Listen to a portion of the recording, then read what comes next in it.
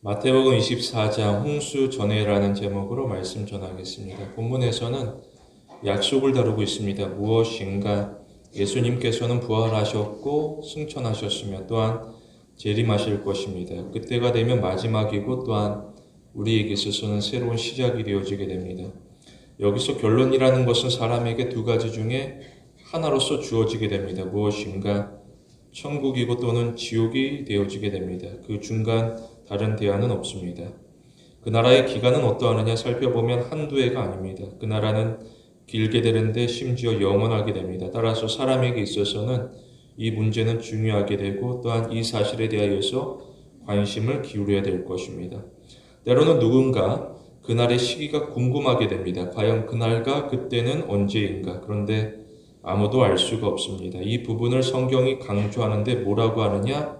사람들도 모르고 천사도 모르고 예수님도 모릅니다. 오직 하나님만 알고 있습니다. 따라서 이 땅에 사는 사람들이 긴장하게 됩니다. 예를 들어서 공부하게 되는데 학업일 수 있고 또는 자격증일 수 있습니다. 공부하면서 결과를 기대하게 됩니다. 그리고 때가 되면 시험을 치르게 됩니다. 여기서 그 과정 가운데 결과를 확신하느냐? 그런 사람은 없습니다. 변수라는 것은 많고도 다양해서 때로는 몸이 아플 수도 있고 갑작스러운 사고를 당할 수도 있고 또 내가 공부했던 그 범위 밖에서 문제가 출제될 수도 있습니다. 이처럼 사람이 아무리 수고하고 노력한다라고 하지만 결과에 대하여서 확신할 수는 없습니다. 다만 최선을 다할 뿐입니다. 이것이 바로 이 땅의 삶이 되어지게 됩니다. 사람들이 저마다 수고하고 노력하지만 때로는 다양한 일들로 우리의 일상이 종종 꼬이는 경우들이 있습니다. 생각대로 풀리지 아니하게 되면 난감함을 감출 수가 없습니다. 그런데 본문에서 이 문제만큼은 시급하게 됩니다. 반드시 천국에 가야 할 것이고 그렇지 아니하면 지옥으로 떨어질 것입니다. 그리고 지옥의 생활이라는 것은 처참하게 됩니다. 따라서 사람들은 이 문제에 대해서만큼은 걱정하고 심지어 죽음 앞에서 두려움에 대하여서 드러내게 됩니다. 그러나 우리는 겁내지 않습니다. 하나님께서는 우리를 택하셨고 우리를 인도하시게 됩니다. 따라서 우리는 하나님으로 말미암아서 힘을 얻게 됩니다. 내가 연약할지라도 하나님의 인자하심에 의지하게 됩니다. 시편에 보게 되면 하나님은 우리의 피난처라고 알리고 있습니다. 이어서 하나님은 우리가 환난 중에 만날 큰 도움이라고 선포하고 있습니다. 우리는 혼자인 적이 없습니다. 오히려 우리는 하나님과 항상 함께하게 됩니다. 따라서 우리에게 있어서 약속이라는 것은 단순한 이론 정도가 아닙니다. 때로는 성경의 약속이 사람의 이해를 넘어서는 경우들이 있습니다. 그래서 때로는 사람들이 종종 약속에 대하여서 외면하게 되는데 이해가 되지 아니하기 때문입니다. 그러나 우리는 성경의 약속을 삶으로서 받아들이며 또한 삶으로서 살아가게 됩니다. 이처럼 우리는 말씀을 붙들고자 결단하게 됩니다. 여전히 하나님께서는 누구든지 초대하시고 그러나 누구든지 기다리시게 됩니다. 하나님께서 원하시는 것은 단 하나로서 진실성입니다. 그 사람이 과연 하나님 앞에서 얼마나 진실하게 살아가느냐. 그리고 그 사람의 삶을 보게 되면 그가 무엇을 쫓아가고 있는지를 분명하게 알 수 있습니다. 우리는 약속이 지식으로만 그치지 않습니다. 오히려 우리에게 약속이라는 것은 변하지 않는 진리로서 임하게 됩니다. 요한복음에 보게 되면 진리를 알지니 진리가 너희를 자유롭게 하리라라고 알리고 있습니다. 우리는 오직 진리 안에서 참된 자유를 얻습니다. 우리는 하나님이 보시기에 진정성 있는 삶을 살아갑니다. 그렇다고 하면 우리는 최후의 순간에 직면하더라도 결과를 따를 것이 아니라 오히려 결과를 주관하는 하나님을 따름으로 우리가 은혜를 경험하게 됩니다. 본문에서 두 가지로 살핍니다. 첫째로 우리는 마음이 하나님을 향합니다. 본문에서는 사람들이 하는 일을 설명하고 있습니다. 그게 무엇인가? 먹고 마시고 그리고 장가가고 시집가는 것입니다. 이처럼 사람이 하는 일은 구체적인 행동으로서 나타나고 있습니다. 여기서 특별히 먹고 마신다에 주목하고자 합니다. 그 특징이 있는데 두 가지입니다. 이 일은 사람에게 중요하고 또한 이 일은 사람이 대하는 데 있어서 신중하게 됩니다. 하나씩 살펴보면 먼저 이 일은 사람에게 중요합니다. 만일 안 먹고 또한 안 마시게 됩니다. 그러면 우리의 몸이 먼저 반응하게 됩니다. 그래서 아프거나 나아가 병이 들고 심하면 죽을 수도 있습니다. 따라서 사람들은 챙겨 먹어야 될 것이고 또한 챙겨 마셔야 될 것입니다. 그리고 사람이 먹고 마시는 데 있어서 신중하게 됩니다. 무엇을 먹느냐가 중요하게 됩니다. 혹 음식이 상하고 오염되어지게 됩니다. 그러면 절대로 먹어서는 안 됩니다. 만일 잘못 먹고 잘못 마시게 되면 탈이 나게 되고 때로는 식중독으로 그리고 장염으로 고생하게 됩니다. 이러한 경우 빨리 치료를 받아야 될 것이고 아니면 어려움에 처할 수도 있습니다. 위생이 있어서도 신경을 쓰게 되는데 먹을 때에 손을 씻고 익혀 먹으며 끓여 먹고 이처럼 먹는 일에 있어서 주의를 기울이며 자제해야 될 것입니다. 특별히 먹고 마신다라는 것은 죄의 시작과도 관련되어지게 됩니다. 과연 이게 무슨 말인가? 바로 선악과입니다. 하나님께서 명령하시기를 동산 각종 나무의 실과는 임의로 먹어도 좋습니다. 괜찮습니다. 그런데 선악과만큼은 절대로 먹어서는 안 됩니다. 하나님께서 금지하시게 됩니다. 만일 하나님의 명령을 어기고 먹게 되면 어떻게 되느냐? 죽게 되는데 반드시 죽을 것이라고 경고하십니다. 죽음에 대하여서 강한 어조로 가르치시게 됩니다. 이후로 레위기에도 보게 되면 율법을 가르치게 되는데 일상생활에서 성도가 어떻게 살아갈지를 교훈하고 있습니다. 특별히 음식에 대한 규정을 자세하게 다루고 있는데 무언가는 먹을 것이고 무언가는 먹어서는 안 된다라고 자세하게 설명합니다. 먼저로서는 동물들이 되어지게 되는데 굽이 갈라지고 그리고 대세김질을 하면 이러한 동물들은 정결합니다. 따라서 먹을 수가 있습니다. 그리고 물고기들도 지느러미가 있거나 비늘이 있습니다. 그러면 정결하게 됩니다. 따라서 이러한 물고기는 먹을 수가 있습니다. 그런데 이 이외에는 먹어서는 안 될 것입니다. 모두 다 부정하게 됩니다. 그런데 사람들이 어떠하느냐? 사람들이 이 일에 대하여서 종종 실패합니다. 먹게 되는데 배가 고파서 도저히 참을 수가 없어서 먹게 됩니다. 사무엘상 14장에 보게 되면 이스라엘이 이방 나라와 전쟁하게 됩니다. 싸우는 중에 지치게 되고 또한 배가 고파 힘이 들게 됩니다. 굶주리는 가운데 백성들이 어떠하느냐? 그 배고픔을 견딜 수가 없어서 동물의 고기를 피채 먹게 됩니다. 이처럼 사람들이 자신의 먹고 마심을 자제하고자 하지만 오히려 상황의 지배를 받는 경우들이 있습니다. 특별히 아담을 보면 어떠하느냐? 아담은 부족함이 없었습니다. 그럼에도 불구하고 아담은 상황을 넘어서 오히려 욕심의 지배를 받게 됩니다. 그래서 아담은 선악과를 먹게 되는데 그의 목적은 분명한 것이 내가 하나님과 같이 되고자 하기를 원하게 됩니다. 이것은 마치 신비의 모약과도 같습니다. 이것만 마시면, 이것만 먹으면 나의 모든 소원이 이루어질 것 같습니다. 그러나 이것이 진짜라고 하면 뱀이 먼저 먹을 것입니다. 그런데 뱀은 이 사실을 숨기지 아니하고 알려줬다라는 것은 그것은 진실이 아니라는 것입니다. 만일 이 사실이 진짜라면 뱀이 굳이 알려줄 필요가 없습니다. 그런데 뱀은 이 가짜를 속임으로써 이에 대해서 아담이 속게 되고 그리고 이로 말미암아서 인류가 고생하게 됩니다. 오늘날에도 보게 되면 이러한 일들은 반복해서 일어나게 됩니다. 이 정보는 나만 아는 사실입니다. 그런데 당신에게만 알려줍니다. 예를 들어서 분양 광고에서 어느 지역이 확실하게 발전할 것입니다. 이로 말미암아 당신은 돈을 벌 수가 있습니다. 처음 만나는 사이임에도 불구하고 나를 믿고 따라오라라고 제안합니다. 이에 대하여서 투자할 것인데 그 액수가 크게 됩니다. 사람들이 조심해야 될 것이고 한 번 더 생각할 필요가 있습니다. 아니면 큰 손해도 각오해야 될 것입니다. 후에 하나님께서 아담을 불러 질문하시게 되는데 왜 먹었느냐라고 이야기하시게 됩니다. 이에 대하여서 아담이 대답하게 되는데 그의 대답을 살펴보면 솔직하지가 않습니다. 오히려 자신의 잘못에 대해서 변명하게 되는데 이것은 나의 잘못이 아니라 순전히 저 여자 때문이라고 가리키게 됩니다. 그런데 그 여자를 살펴보면 바로 아내가 되어지게 됩니다. 아담은 가장 가까운 관계인 아내를 가리켜서 지목하며 그녀가 문제의 근원이라고 설명하게 됩니다. 결혼을 하였다라고 하면 이제는 더 이상 둘로 나누어지지 않습니다. 한 몸을 이루게 됩니다. 성경에서는 두 사람이 한 몸을 이루었다라고 알리고 있습니다. 이로써 그들은 서로 간에 영향을 끼치고 영향을 받게 됩니다. 그런데 그들 스스로 하나됨을 부정하게 됩니다. 대신에 나와 너를 분리시키고 나는 나일 뿐이고 너는 너일 뿐이라고 이야기하게 됩니다. 이어서 상대방에 대하여서 매몰차게 비난하게 됩니다. 그렇다고 하면 여기서 말하고 있는 본문에서 먹고 마시고 나아가 장가 들고 시집가는 이것은 형식을 의미하는 것입니다. 오히려 그 안에 담겨진 마음, 이것이 본문의 핵심이 되어지게 됩니다. 먹고 마신다라는 것, 이처럼 무언가를 한다라는 것, 그때에 내가 과연 누구를 위하여서 하는 것인가? 나를 위하는 것이 아니라 우리가 해야 될 것은 하나님을 위하는 일이 되어야 됨을 강조하고 있습니다. 우리는 무슨 일을 하든지 모든 일 가운데 속에서 하나님의 영광을 위하여서 행하여야 될 것입니다. 그러면 하나님께서 기뻐하시게 됩니다.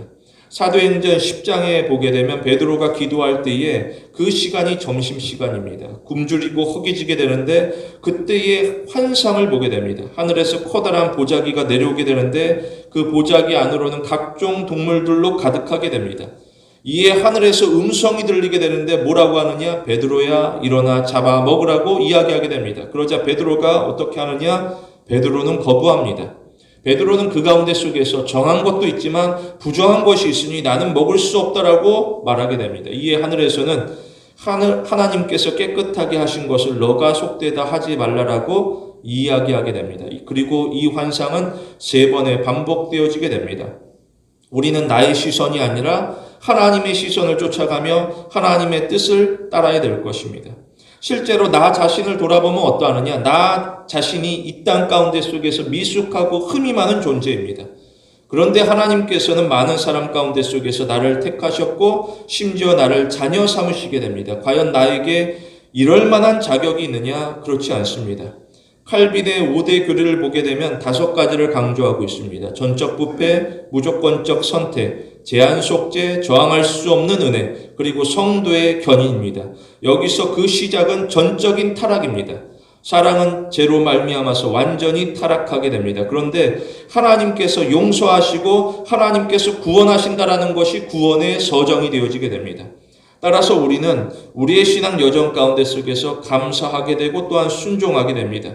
우리는 하나님에게 무조건적으로 항복합니다. 다시 말해 우리는 자신을 내려놓고 하나님을 높입니다. 이것이 우리에게 있어 진정한 순종이 되어지게 됩니다. 주목할 것은 이 땅 가운데 순종을 대신할 수 있거나 대체할 수 있다는 것은 아무것도 없다라는 사실입니다.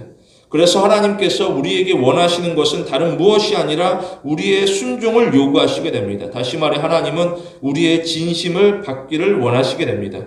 우리는 하나님의 권고에 대하여서 무시하지 않습니다. 우리는 위선자로서 세워지지 않았습니다. 위선자는 이 땅에서 얼마든지 자신의 본 모습을, 본심을 숨길 수 있습니다. 그러나 위선자는 하나님 앞에 나아갈 때의 인생의 장부를 가져가야 될 것입니다. 그리고 하나님께서는 그의 삶을 살피시면서 위선자를 정확하게 찾아내시게 됩니다. 우리가 여기서 기억해야 될 것은 순종은 우리에게 있어 조건이 아니라는 것입니다. 만일 순종이 구원의 조건이 되어지게 된다. 우리가 시험을 치른다. 저울에 달아봤을 때에 그가 미달되어지게 된다. 합격선에 도달하지 못한다. 그러면 사람이 순종하지만 끊임없이 근심하게 됩니다. 그는 순종하게 되지만 그 순종의 기쁨이 놓치는 삶을 살아가게 됩니다. 순종의 기쁨이 사라진 그냥 순종이 의무처럼 무거운 짐처럼 여겨지게 됩니다. 그런데 하나님께서는 우리에게 순종을 허락하실 때에 조건으로서 제시하시는 것이 아닙니다. 오히려 우리에게 순종을 허락하실 때에는 결과로서 허락하시게 됩니다. 다시 말해 하나님께서는 우리를 사랑하셨고 죄와 사망에서 건지심으로 말미암아서 여기서 우리 가운데 감사가 일어남으로 순종하게 됩니다. 우리는 하나님의 약속을 믿게 되고 또한 하나님께서는 연약한 우리를 붙드시게 됩니다. 따라서 우리는 불안해하거나 두려워하지 않습니다. 오히려 우리는 약속하신 하나님을 의심하지 아니할 것이고 담대함으로 순종하게 됩니다. 이처럼 우리는 순종을 통하여서 우리가 받은 구원에 대하여서 확신을 더하게 됩니다. 그리고 우리는 순종을 통하여서 세상 가운데 구원을 증언하게 됩니다. 결국 우리의 가치라는 것은 내가 무엇을 하였는가에 달려있지 않습니다. 오히려 우리의 가치라는 것은 하나님께서 우리를 위하여서 무엇을 행하셨는가에 달려있습니다. 우리는 오늘 내가 무슨 일을 하든지 나를 구원하신 하나님의 선하심을 드러내야 될 것입니다. 둘째로 우리는 성경의 약속을 믿습니다. 본문에서는 사람이 해야 되는 일을 가르치고 있습니다. 그게 무엇인가? 회개입니다. 어떠하느냐? 사람들은 악하게 되는데 그들의 행위만이 아니라 그들의 생각까지도 악하게 됩니다. 하나님께서 살펴보시게 되는데 사람들이 하는 일 그리고 사람의 생각을 살펴보시면서 한탄하시고 분노하시고 마침내는 심판하시게 됩니다. 그리고 그 기간이라는 것은 정해지게 되는데 이유가 되어지게 되면 마지막 날이 도래하게 됩니다. 따라서 사람들은 그 정해진 기간 가운데 속에서 대비를 해야 될 것입니다. 그런데 사람들이 거부하게 됩니다. 사람들이 생각하기에 징계라는 것은 없고 또한 심판이라는 것도 없습니다. 따라서 사람들은 저마다 안심하게 됩니다. 오히려 이 땅의 삶이 바쁘게 됩니다. 강한 자가 살아남게 되고 약한 자는 뒤처지게 되는 삶 가운데 속에서 사람들은 저마다 치열하게 경쟁하게 됩니다. 이 땅 가운데 속에서 이겨야 될 것이고 지게 되면 도태되어지게 되고 패배자로서 내몰리게 됩니다.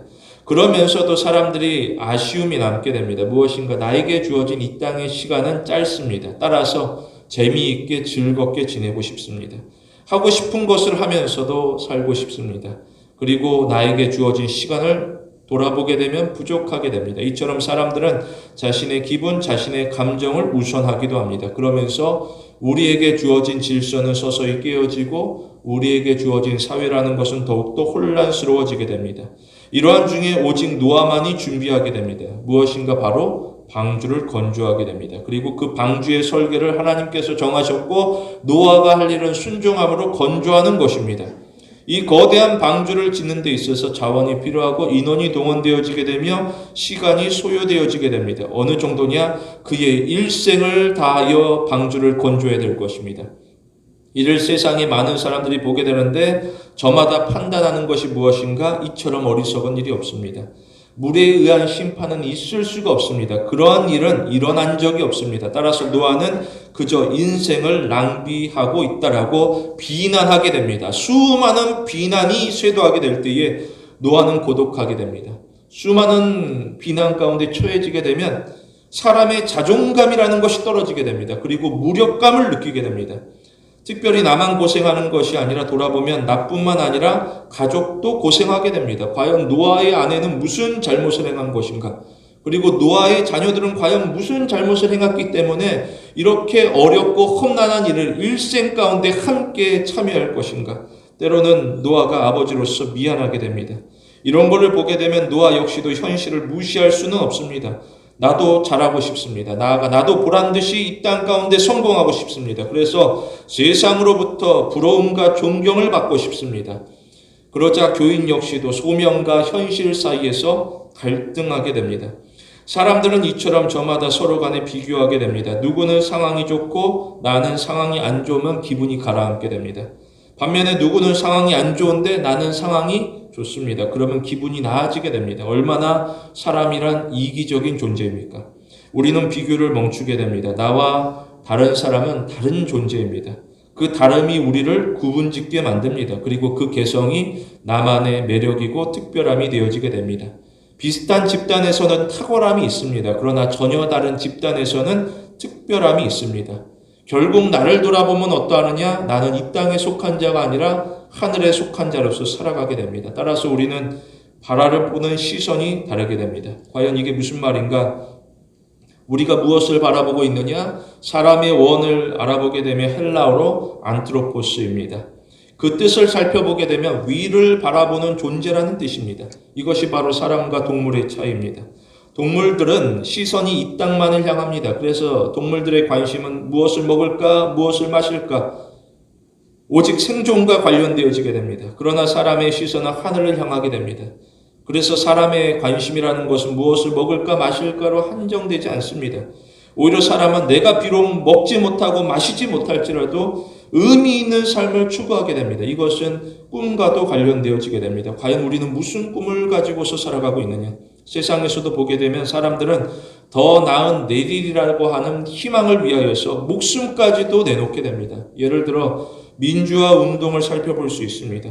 이 땅의 부정부패와 맞서게 되고 권위주의적인 통치에 저항하게 됩니다. 그래서 국민의 기본권을 회복하고 헌정 질서를 확립하고자 하게 됩니다. 이처럼 사람들은 보이지 않는 그 꿈을 향하여서 노력하게 됩니다. 그런데 우리의 꿈, 우리의 목표라는 것은 이 땅의 사람들보다 보다 더 명확하고 분명할 것입니다. 우리는 진리를 따르는 자들입니다. 진리라는 것은 특징이 있습니다. 무엇인가 진리는 개인의 감정이 아닙니다. 그리고 진리는 다수의 의견도 아닙니다.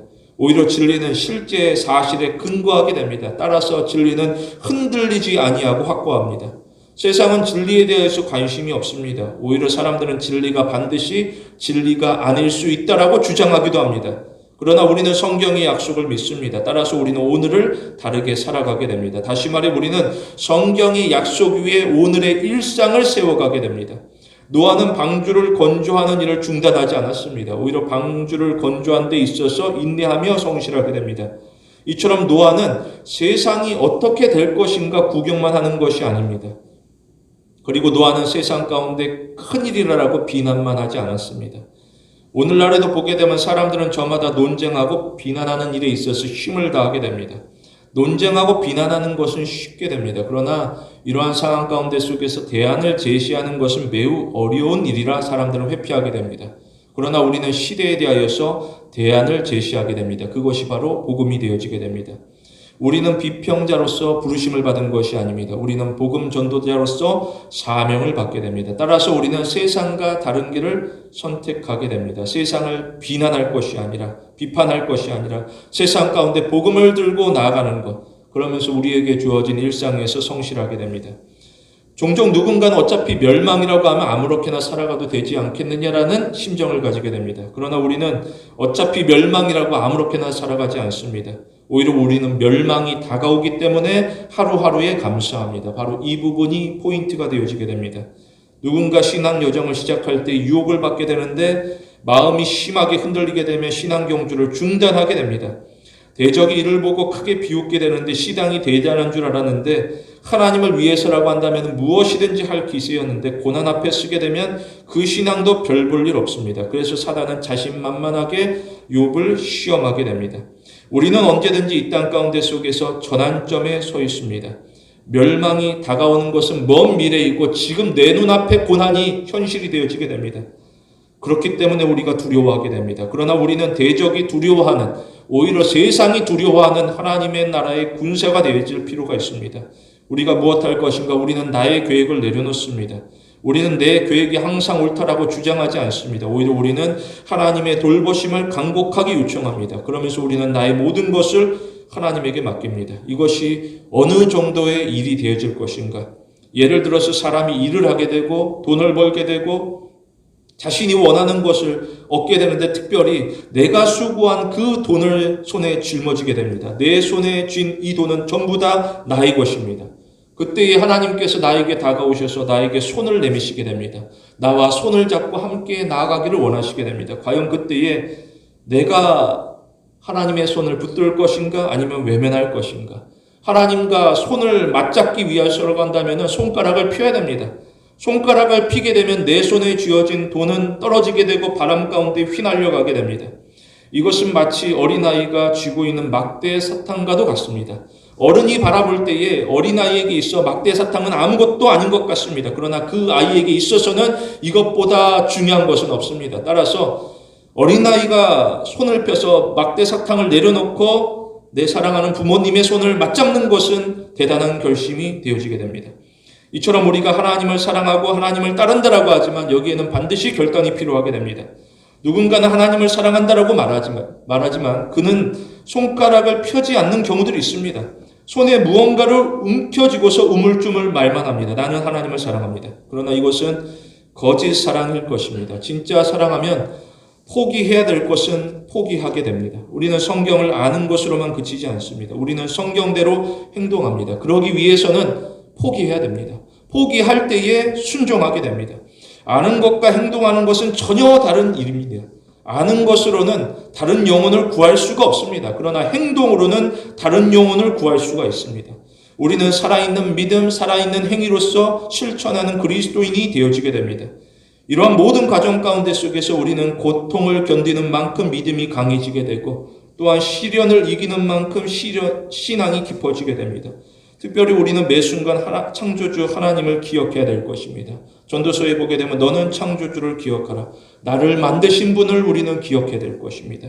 이 세상의 시작을 하나님께서 정하셨고 그리고 이 세상의 마지막도 하나님께서 결정하시게 됩니다. 여기에는 우연이라는 것은 끼어들 틈이 없습니다.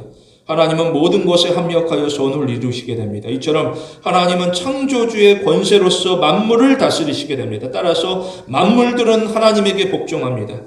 이에 대하여서 우리는 그저 노아의 배에 올라타는 동물들과 같이 하나님에게 복종하는 그 수준으로 멈추지 않습니다. 오히려 우리는 노아와 같이 일생을 바쳐서 하나님에게 충성합니다. 기억해야 될 것은 올바른 동기라는 것은 우리의 열정에 불을 붙이게 됩니다. 우리는 결승선에서 충성을 다짐하지 않습니다. 오히려 우리는 시작선에서 충성을 다짐해야 될 것입니다. 다시 말해 우리는 신앙의 고된 과정을 회피하지 않습니다. 비록 우리가 하는 일이 완벽할 수 없습니다. 그러나 우리가 임하는 자세라는 것은 꾸준할 수 있습니다. 우리는 소극적인 자세가 아니라 적극적인 자세로 복음 사역에 임합니다. 우리에게 있어 제일 가는 우선순위라는 것은 언제나 하나님의 뜻이 되어지게 됩니다. 우리는 의무감을 넘어서 오히려 넘치는 사랑으로 하나님에게 헌신합니다. 우리 모두 사랑으로 하나님을 앙망하는 성도가 되길 원합니다. 본문은 신앙의 시작을 설명하고 있습니다. 그게 무엇인가? 신앙의 시작은 회개입니다. 신약에 예수님께서 사역하실 때에 그 공생의 사역의 출발선에서 예수님께서 뭐라고 선포하시느냐? 세상을 향하여서 회개하라라고 사역을 시작하시게 됩니다. 그리고 마지막 요한계시록에서도 뭐라 그러느냐? 주님께서는 다시금 회개하라라고 이야기하십니다. 이어서 주님은 내가 도둑같이 이르리니 어느 때에 너희에게 이르는지 너희가 알지 못하리라라고 이야기합니다. 이처럼 주님은 줄곧 회개를 강조하시게 됩니다. 이것이 곧 우리의 사역이 되어지게 됩니다. 우리는 다시 오실 주님의 길을 예비합니다. 그리고 우리는 세상을 향하여서 회개를 외치게 됩니다. 그런데 사람들의 반응이라는 것은 구약이나 신약이나 그리고 오늘이나 동일하게 됩니다. 어떠하느냐? 사람들은 아니라고 부주의하여서 노아가 아무리 경고하고 방주까지 짓는다라고 하지만 사람들은 관심을 가지지 않습니다. 사람들이 관심을 가지고 경각심을 가져야 됨에도 불구하고 외면하게 됩니다. 이를 위하여서 하나님께서는 오래 참으셨고 그들이 죄로부터 돌아오기까지 기다리게 됩니다. 그러나 아무도 관심을 기울이지 아니하고 이 일이 무슨 일인지 알려고 하지 않습니다. 만일 지금 진행되는 일이 무슨 일인가 알려고 하면 얼마든지 진실을 알 수 있습니다. 그러나 그들은 조금도 노력하지 않습니다. 오히려 그들의 관심이라는 것은 이 땅의 쾌락이 되어지게 됩니다. 이 땅에서 누리는 쾌락이라고 하면 사람이 부지런하고 그리고 사람에게 있어서 다급하게 됩니다. 그러나 실제로 사람들은 부지런하다고 하지만 누구보다 게으르고 안일함 속에 잠들어 지내게 됩니다. 어느 철학자는 이런 말을 하게 됩니다. 삶의 의미가 없다라는 것입니다. 그렇지만 우리에게 주어진 삶을 자살로서 마감해서는 안 된다. 오히려 우리는 최선을 다해서 살아가야 된다는 식입니다. 삶의 의미가 없는데 최선을 다해서 살아가게 된다. 들어보게 되면 허망하고 또한 허무할 뿐입니다. 마치 태어난 김에 어쩔 수 없이 살아간다라는 식입니다. 이것이 우리의 일생이라고 하면 얼마나 허무한 삶이겠습니까? 사람들은 저마다 마음의 공허함을 감출 수가 없습니다. 이처럼 시대가 줄이고 목이 마르게 됩니다. 무엇이든지 좋으니 채우고 싶습니다. 그래서 누군가는 돈을, 누군가는 권력을, 누군가는 명예를, 자신이 바라는 무언가를 통하여서 만족을 얻고자 하게 됩니다. 그러나 이 모든 것은 바닷물과 같아서 계속해서 마실수록 갈증만 더해질 뿐입니다. 사람이 이처럼 많이 가지지만 더 많이 가지고 싶고 많이 먹지만 더 많이 먹고 싶게 됩니다. 따라서 본문에서 사람의 문제라는 것은 그들의 일상 가운데 행하는 그 행위 자체가 아닙니다. 오히려 그들의 문제라는 것은 그 일상에 완전히 함몰되었다라는 것입니다. 그래서 그들은 하나님의 경고를 깨닫지 못하는 무지함 가운데 속에서 계속해서 머물며 지내게 됩니다. 우리는 성경을 살피면서 정신을 차리게 됩니다. 우리는 이 땅 가운데 진짜 좋은 즐거움과 나쁜 즐거움을 구분할 필요가 있습니다. 다시 말해 우리는 합법적인 즐거움과 불법적인 즐거움을 성경을 통하여서 구분하게 됩니다. 그래서 우리는 하나님께서 약속하신 진정한 기쁨을 추구하게 됩니다. 우리는 약속에 민감합니다. 따라서 우리는 회개하게 됩니다. 그리고 우리는 간절한 마음으로 은혜를 구하게 됩니다. 하나님 안에서는 늦은 때라는 것은 없습니다. 언제든지 하나님께서는 우리를 받아주시게 됩니다. 그래서 오늘 우리의 날은 의미가 있습니다. 우리는 하나님에게 선택을 받았고 하나님의 백성, 하나님의 자녀로 인정을 받게 됩니다. 우리는 기쁨의 근원이 되시는 하나님을 앙망합니다. 나의 기쁨이 아니라 우리의 기쁨의 근원이 되시는 하나님을 바라보게 되면 더 이상 우리의 갈증을 세상을 향하지 않습니다. 하나님을 향하게 됩니다. 그리고 우리의 삶의 주제가 달라지는데 우리는 무엇을 먹고 마실까에 주목하지 않습니다. 오히려 우리는 마태복음 말씀과 같이 의에 줄이고 목마른 자는 복이 있나니 그들이 배부를 것이라. 우리의 삶의 주제가 하나님의 의로 채워지기를 원하게 됩니다. 우리의 갈증이 이처럼 하나님을 향하게 되면 결국에 우리는 만족함을 누리게 됩니다. 그런데 누군가는 아첨만하게 됩니다. 어떠하느냐? 하나님 앞에 섰을 때에 하나님의 도우심을 구합니다. 그런데 그는 하나님의 간섭하심에 대하여서는 거부하게 됩니다. 그들이 바라는 것은 자신의 편의에 의해서 만들어진 가짜 신을 요구할 뿐입니다. 그리고 돌아보게 되면 우상이라는 것은 아무 힘이 없음에도 불구하고 그들은 틀어지고 왜곡된 착각 가운데 속에서 하나님을 섬긴다라고 자랑하게 됩니다. 우리는 성경이 계시하는 참되신 영광의 하나님을 섬기게 됩니다. 하나님께서는 우리의 중심을 확인하시게 됩니다. 따라서 하나님은 이기적인 사람에게 이용을 당하지 않습니다. 오히려 우리가 자비로우신 하나님에게 통제를 받아야 될 것입니다. 하나님께서 우리의 삶에 어떻게 간섭하시느냐 4가지입니다.